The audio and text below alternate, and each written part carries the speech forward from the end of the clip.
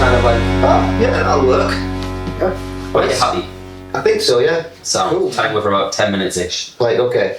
Do you want to do the introduction? Because I don't know what we're doing. Cool. Welcome to the Offstage Podcast with your host, Conor Michael and James Berry. And we've got a slightly different episode. Yes. Normally we're at Ship Isis or Dubliner, but today we're in the green room of the Cluny 2. Ooh. And we've got Harrison, we've got Harry, we've got Paige, and we've got Tom. And yeah, we're about to do a big show at the Cluny 2. Just thought we'd chat beforehand. Yeah. I'm going to go left around. Cool. I see how it is. Best for last.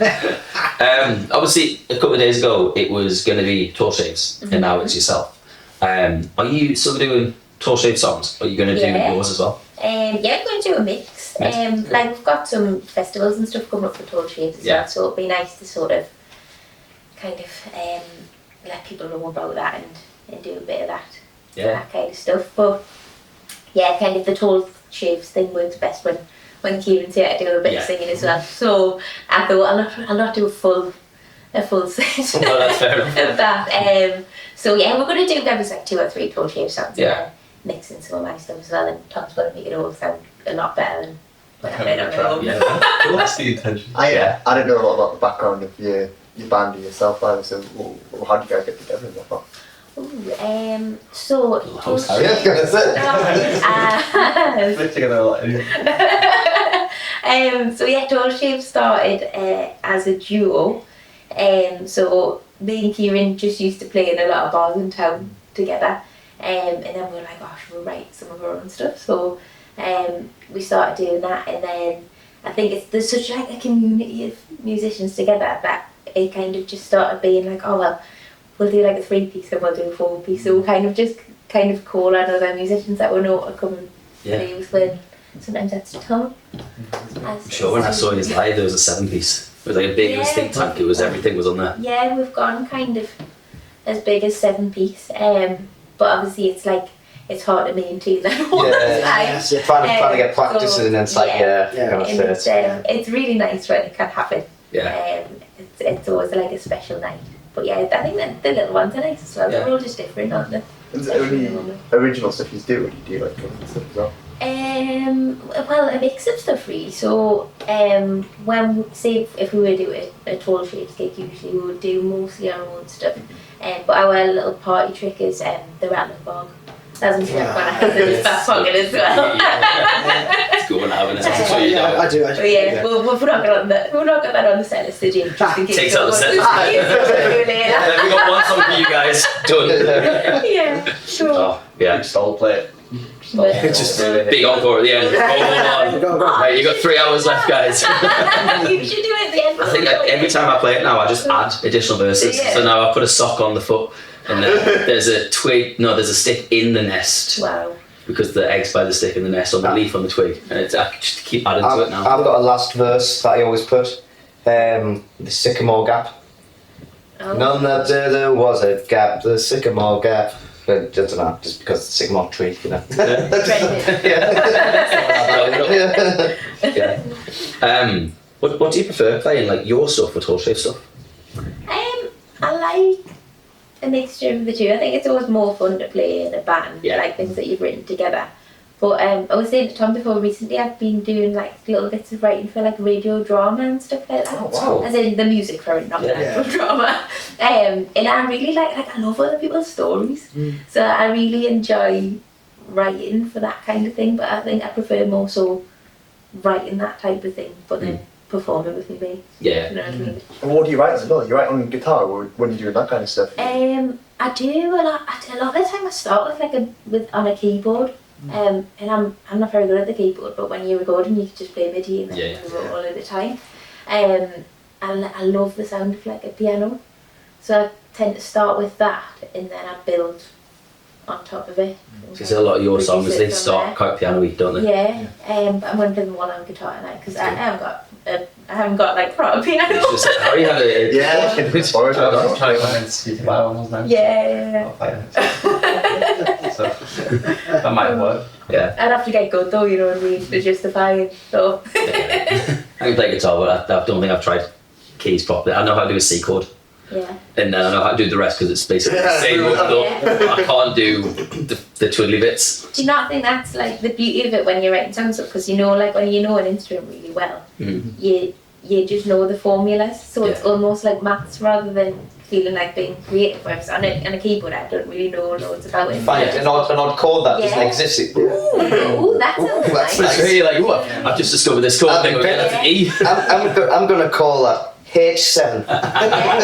Do you know what I mean? And then you playing like with your ears and going like, ooh, that like sounds nice, and it makes us feel like that rather than being like, oh well, this formula works. The thing with the keyboard, you can get loads of like different like sub chords in there, and you can really make like in terms of like creating like melodies and stuff. You can really kind of understand like having a physical keyboard there. It's much easier to come up with melodies and stuff. Playing with them, learning like writing songs with the piano than what it is like writing with the guitar. I've always found that anyway. Yeah.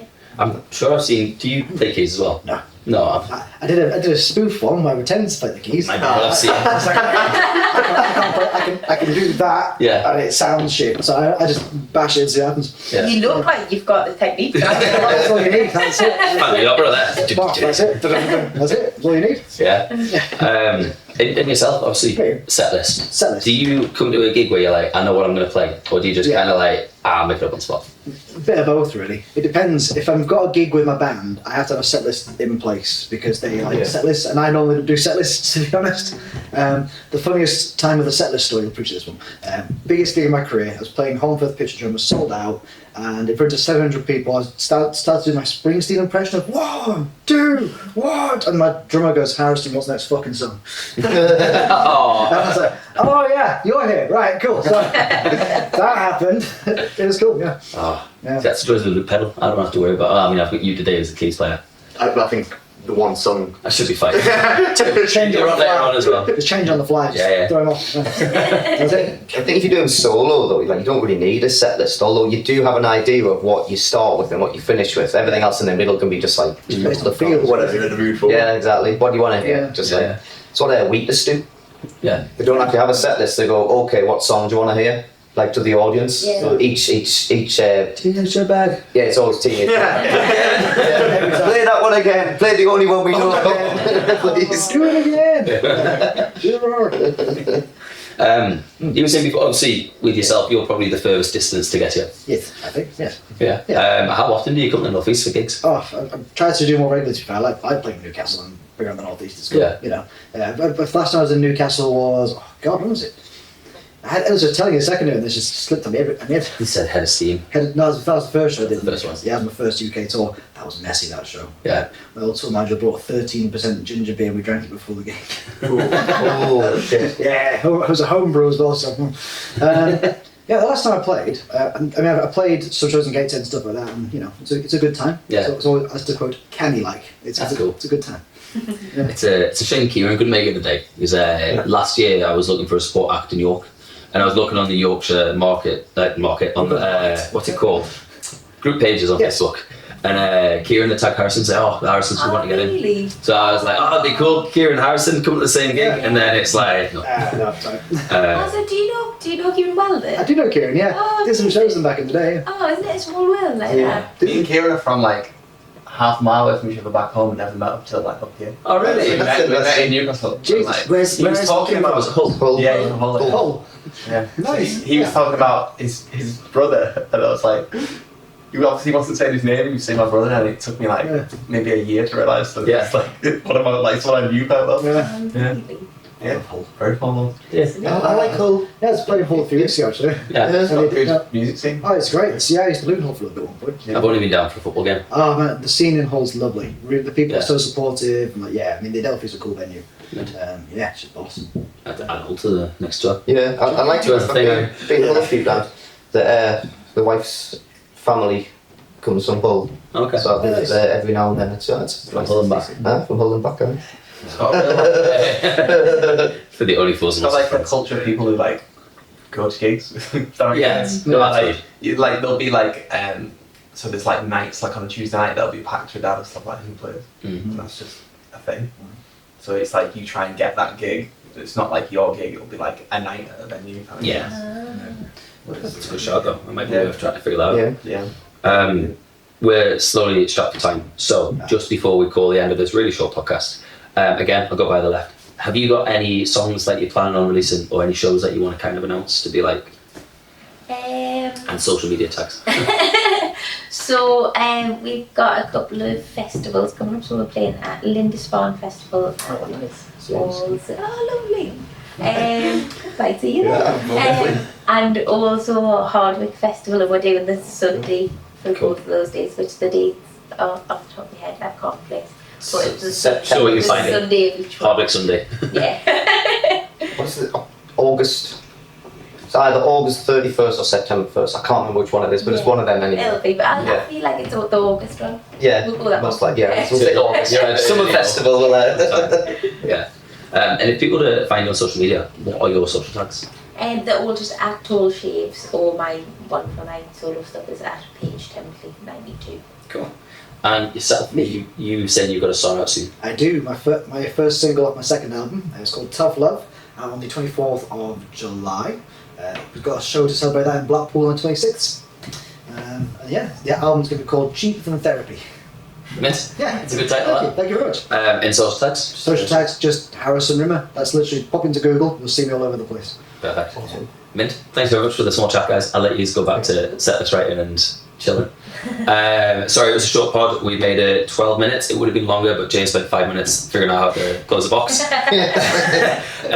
We're going to crack on with the Cluny show. Yeah, let's do it. And thank you again for coming down to play, let alone the podcast. Yeah. Thank you very much. That's much good.